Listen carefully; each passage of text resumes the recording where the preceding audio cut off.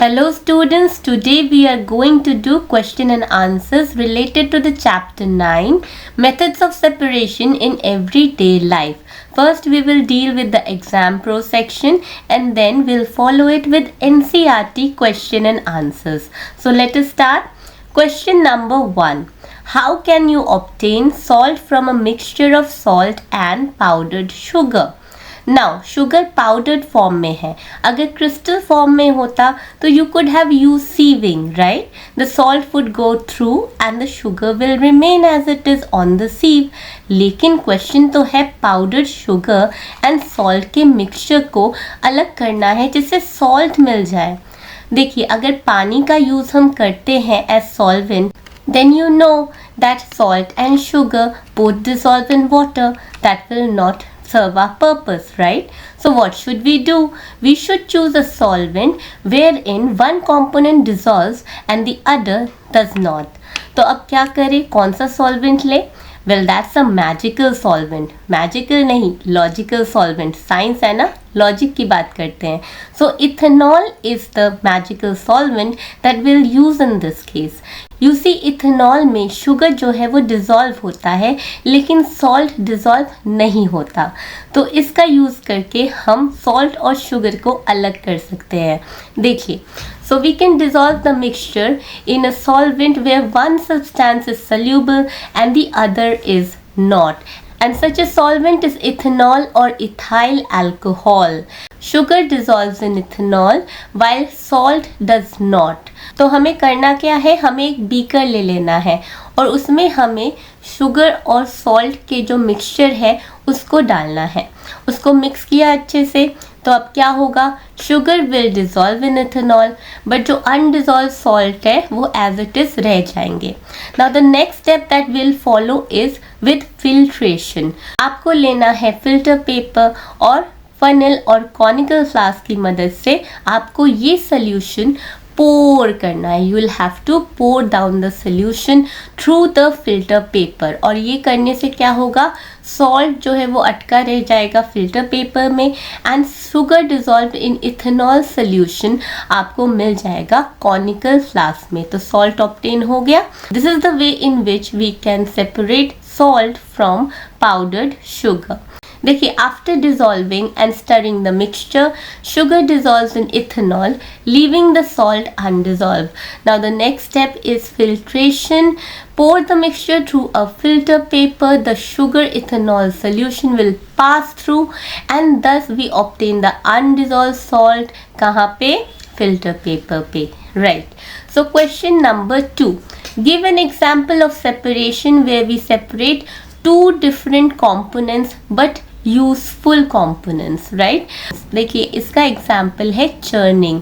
क्यों? क्योंकि चर्निंग से या विगरस एजिटेशन ऑफ मिल्क ये करते हैं तो क्या होता है, जो मिल्क के फैट मॉलिक्यूल्स है they clump together, form butter and float on the heavier buttermilk. तो हम उसको आराम से स्कूप आउट कर सकते हैं. तो मुझे क्या प्रोडक्ट्स मिले यहाँ से, मुझे यहाँ से मिला butter and buttermilk. Both of the components are useful. So churning is a perfect example where we separate two different but useful components. So let us read. Churning or vigorous agitation of milk causes the fat molecules to clump together and separates them from the liquid buttermilk. The lighter butter floats on top of the heavier buttermilk and can be physically scooped out. And what are the components that we get from here? We get butter and buttermilk, both being very useful components of milk. Now we jump to the next question. Mention the methods that can be used for the separation of the following mixture: rice, gram and iron filings. देखिए, question में जब भी iron filings की बात आती है, use a magnet, right? We use a magnet in this case. क्यों? क्योंकि iron is a magnetic substance and magnets attract to magnetic substance. तो आयरन आराम से अलग हो गया. अब बचा क्या, राइस एंड ग्राम बचा, राइट। या तो हम हैंड पिकिंग मेथड करेंगे या फिर सीविंग करेंगे। हैंड पिकिंग थोड़ा सा इनएफिशिएंट है क्योंकि टाइम कंज्यूमिंग है और एनर्जी कंज्यूमिंग भी है, तो हम इससे अच्छा सीविंग का मेथड भी यूज कर सकते हैं to separate rice and gram. C. Separate the iron filings using magnets, which is magnetic separation. और फिर rice and gram can be separated by using what? Can be separated by using sieving. Second question, lady's finger mixed with French beans. तो इसको कैसे separate करेंगे? Best method is hand picking method in this case. So next question. Iron filings, salt and sand. Well you know iron filings की बात हो रही है तो मैग्नेटिक सेपरेशन का यूज़ करके हम आयरन को अलग कर लेंगे। अब बचा क्या? Salt and sand. तो अभी देखिए वाटर में सॉल्ट डिज़ोल्व करता है, सैंड डिज़ोल्व नहीं करता आसानी से। तो अभी क्या करना है? पानी लेना है और सॉल्ट एंड सैंड के मिक्सचर को डिज़ोल्व करना है।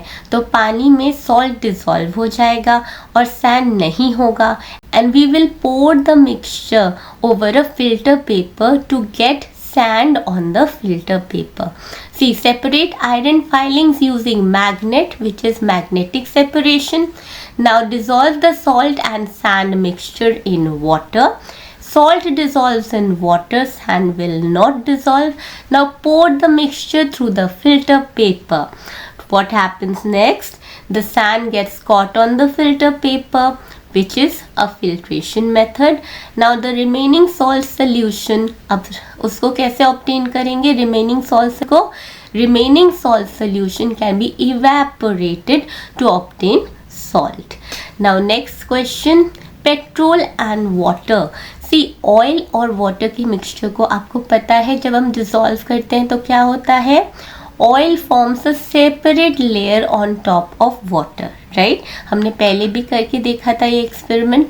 तो पेट्रोल और वाटर को भी हम मिक्स करेंगे तो पेट्रोल का एक सेपरेट लेयर फॉर्म होगा ऑन टॉप ऑफ वाटर ना। उसको हम थोड़ी देर डिस्टर्ब नहीं करते हुए रख देंगे उस मिक्सचर को। Then we will slowly decant the petrol from the water because water is more dense than petrol. Petrol will float on the water, तो उसको डिकैंट कर लेंगे पेट्रोल को आसानी से। But the best method is to use a oil separator. Oil separators laboratories में मिलते हैं तो उससे पेट्रोल और वाटर के मिक्सचर को आप आसानी से अलग कर सकते हैं। Now let us go to the next question. Question number 4, What is the purpose of separating substances? आप क्यों पढ़ रहे हैं ये चैप्टर? तो ये पर्पस क्या है? NCERT ने आपके CBSE करिकुलम में separating substances is a chapter. Why? Because it is very important to know how to separate substances. क्योंकि कभी कभी हमें impurities अलग करनी होती है, कभी कभी हमें दो यूजफुल components चाहिए। तो देखिए, to remove harmful और non useful components, for example जैसे राइस ग्रेन से हम स्टोन्स निकालते हैं वो harmful component है, non useful है, तो हैंड पिकिंग का मेथड हम तब यूज़ करते हैं, राइट?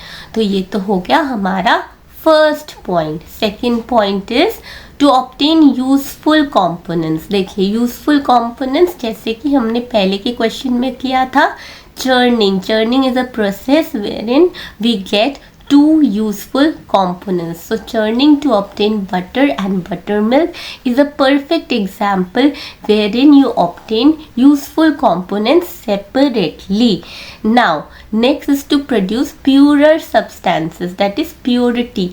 Filtration of water से हमें treated pure पानी मिलता है। Next is to obtain some desirable substances. So C से हम salt कैसे obtain करते हैं? Through the process of evaporation. We use evaporation to obtain salt from seawater, and salt is definitely a desirable substance. Now question number 5. Sieving is used in construction sites and construction work. Explain. तो देखिए sieving जो है it is based on the differences of size of particles. जो particles small size के होते हैं, smaller than the sieve pore size, will pass through the sieve, but the bigger particles which are bigger than the size of the pore of the sieve will remain as it is on the sieve. देखिए इससे क्या होता है, अगर हम construction sites पे use करते हैं ये टेक्निक, तो हमें मिलता है फाइन कंस्ट्रक्शन मटेरियल्स, जो मोटे मोटे जो पेबल्स हैं, रॉक है, उनको हम अलग कर देते हैं। और क्योंकि हमें हाई क्वालिटी इनपुट मिल रहा है तो हाई क्वालिटी आउटपुट भी होगा, यानी कि हमारा कंस्ट्रक्शन वर्क जो है वो मजबूत होगा, हाई क्वालिटी का होगा। So let us read. Sieving is used on site to separate fine particles from larger impurities. तो इसमें हम क्या कर रहे हैं? We are separating fine particles from larger impurities. Sieves allow smaller and finer particles to pass through the mesh while retaining the unwanted large particles. तो वो retained हो जाते हैं sieve में. So this results in what? This results in smoother and high quality components that can be used for high quality construction work. तो high quality input तो high quality output भी मिलेगी. Now question number 6. Is there any drawback of using evaporation as a method of separation? देखिए evaporation जो method है ना, उसमें जो लिक्विड कंपोनेंट है वो हमें नहीं मिलता है, that escapes, right, that disappears, तो वो हमें नहीं मिलता है, and that is the only drawback of evaporation. Let us read. Any method of separation is most convenient when all the components of the mixture are obtained separately. Isn't it true students? But in the process of evaporation, what happens? The liquid component in the mixture is evaporated off. It disappears. It escapes into the atmosphere. So it is not recovered, right? We do not recover the liquid component. So that is the only drawback of using evaporation as a method of separation. Now the next question. Name the property of the components used for separating the following mixtures: wheat and husk. अब ऐसे questions में आपको process नहीं बोलना, you would have to mention the principle on which the process is taking place. देखिए wheat and husk के mixture को आपको पता है आपको विनोइंग यूज करना है, right? Because husk being lighter will be blown away while wheat will not be blown away, right? तो आपको इसका आंसर कैसे देना है? देखिए व्हीट एंड हस्क का जो मिक्सचर है उसमें हस्क जो है वो लाइटर है and that will be blown away, right, while wheat will not be. तो आपको आंसर लिखना है while one of the components is lighter, which is husk, and can be blown away by the wind, the other is not. तो इसका answer winnowing है, लेकिन answer को लिखने का तरीका आना चाहिए, ठीक है, क्योंकि यहाँ पे क्या मेंशन है क्वेश्चन में, that name the property of the components used for separating the following mixtures, right. आपको सिर्फ प्रोसेस नहीं बताना, आपको बोलना है किस बेसिस पे सेपरेशन हो सकती है. Now second question, iron nails and sawdust.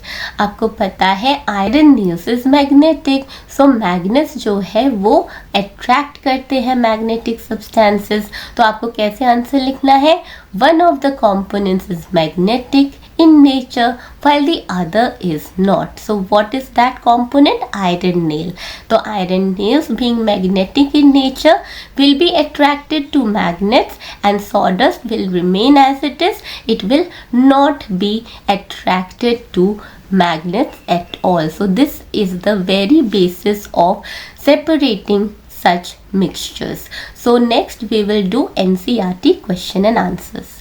So let us enhance our learning. Question number 1. What purpose does handpicking serve in the process of separation? तो handpicking का मतलब क्या है? Sorting of things according to their size, their color, their texture. तो sorting is the correct option. Which of the following substances are commonly separated using the churning method?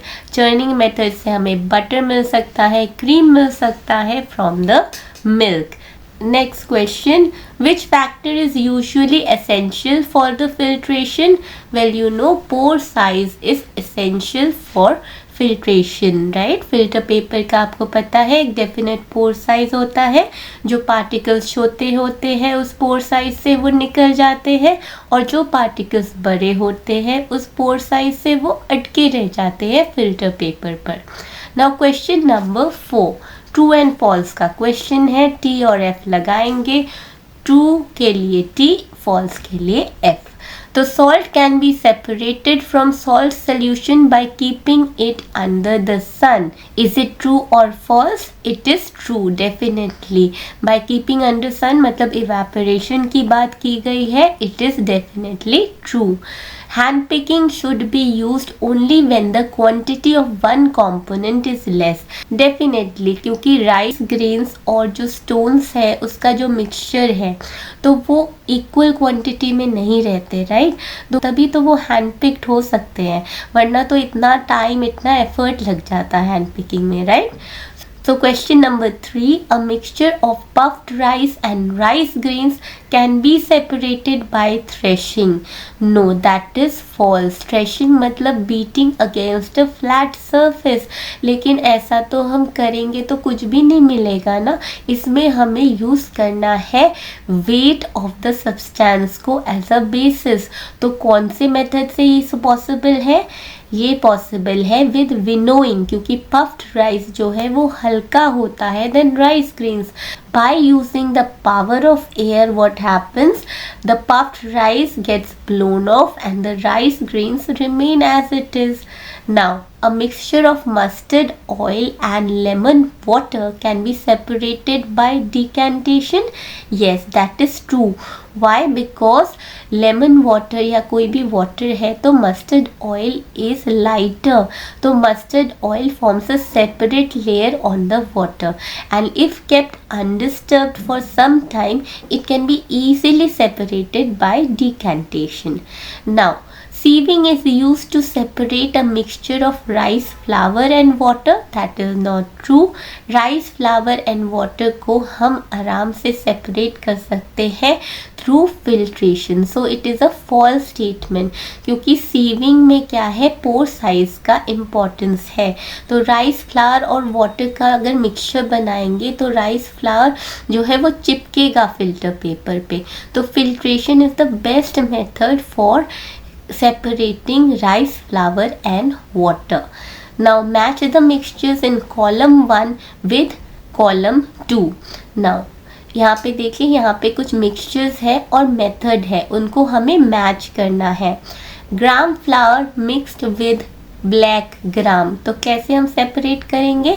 इसको separate करने का best technique है using sieving. क्यों? क्योंकि यहाँ पे ग्राम flower का मेंशन है. तो ग्राम फ्लावर जो है वो तो पाउडर फॉर्म में है, वो it will go through the सीव and the black gram will remain on the सीव. Now second question, chalk powder mixed with water. Now chalk powder does not dissolve with water, so using this property we can separate it through filtration.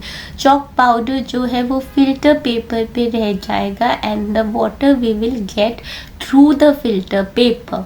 Now corn mixed with potatoes, potatoes बड़े होते हैं, corn छोटे होते हैं, तो इसको आराम से आप hand picking technique से separate कर सकते हैं. Now iron powder mixed with sawdust, iron की जिक्र की गई है तो आपको तो यूज़ करना है magnetic separation, इसमें कोई confusion नहीं है. Now oil mixed with water, obviously you can use decantation for that. Why? Because oil does not mix with water, it forms a separate layer on water and if kept undisturbed for some time, वो आराम से आप उसको decant करके oil को निकाल सकते हैं, अलग कर सकते हैं पानी से. Now the next question, in what situation would you use decantation instead of filtration to separate solids from liquids? देखिए डिकैंटेशन का यूज़ तब होता है जब आपका जो कंपोनेंट है, one of the components is heavier and settles down at the bottom. तो अगर आप ऐसा मिक्सचर यूज़ कर रहे हैं so then decantation can be easily used. Can you relate the presence of nasal hair to any separation process? Yes, we can, क्योंकि nasal hair जो है वो एक नेचुरल फिल्टर का काम करता है, जो आपका जो डस्ट है एनवायरनमेंट में, पोलन ग्रेन्स है, उनको हटाता है, उनको नोज़ के अंदर नहीं जाने देता, उनको नेज़ल पैसेज के थ्रू नहीं जाने देता। तो इस वजह से nasal hair acts like a natural filter. तो फिल्ट्रेशन प्रोसेस से हम इसको रिलेट कर सकते हैं। Now question number 8, during the COVID-19 pandemic all of us wore masks, right? Now generally what material are they made of? What is the rule of these masks? देखिए generally जो है वो कॉटन का नहीं होता ये मास्क। N95 की बात चल रही है तो छोटे छोटे और छोटे पोर साइज होते हैं इन मास्क के। तो N95 मास्क जनरली पॉलीप्रोपाइलीन से बनते हैं। तो इसमें 3 लेयर्स होते हैं। जो मिडिल लेयर है वो बेसिकली आपके फिल्ट्रेशन का काम करता है। तो it filters out all the bacteria and virus. Now next is question number 9. A mixture containing potatoes, salt and sawdust has been given to you. Outline a stepwise procedure for separating each component from this mixture. देखिए potato, salt and sawdust का mixture है। अब इसमें potatoes जो है वो आसानी से आप आइडेंटिफाई करके हैंड पिकिंग मेथड को यूज़ करते हुए सेपरेट कर देंगे। अब बचा क्या? अब बचा सॉल्ट एंड सॉडस्ट। अब सॉल्ट एंड सॉडस्ट की क्या प्रॉपर्टी है जिसको आप यूज़ कर सकते हैं सेपरेट करने के लिए? आप एक सॉल्वेंट यूज़ कर सकते हैं, वो है वाटर। तो वाटर में सॉल्ट डिसॉल्व होगा लेकिन सॉडस्ट डिसॉल्व नहीं होगा। तो वाटर को आपने यूज़ किया, सॉल्ट डिसॉल्व हुआ, सॉडस्ट नहीं हुआ। Now you pour the mixture through a filter paper. Now upon doing so, filtration का यूज़ करते हुए आपको सॉल्ट वाटर नीचे कॉनिकल फ्लास्क में मिला और सॉडस्ट अटक गए फिल्टर पेपर पर। अब सॉल्ट वाटर है आपके पास, तो अब इवेपोरेशन का यूज़ करेंगे तो आपको सॉल्ट मिल जाएगा। तो आपने इन सब मेथड्स का यूज़ किया। किन सब मेथड का यूज़ किया? First of all you use hand picking technique, second you use the filtration technique, third you use the evaporation technique. Now question number 10. Read the following story, Intelligent Leela, and tick the most appropriate options. Provide a suitable title of your choice for the paragraph. Leela was working in the farm with her father when she realized that they left their drinking water at home. Before her father felt thirsty or hungry, thirsty. She went to the nearby pond to fetch some water or grains. Obviously water, क्योंकि drinking water घर पे है।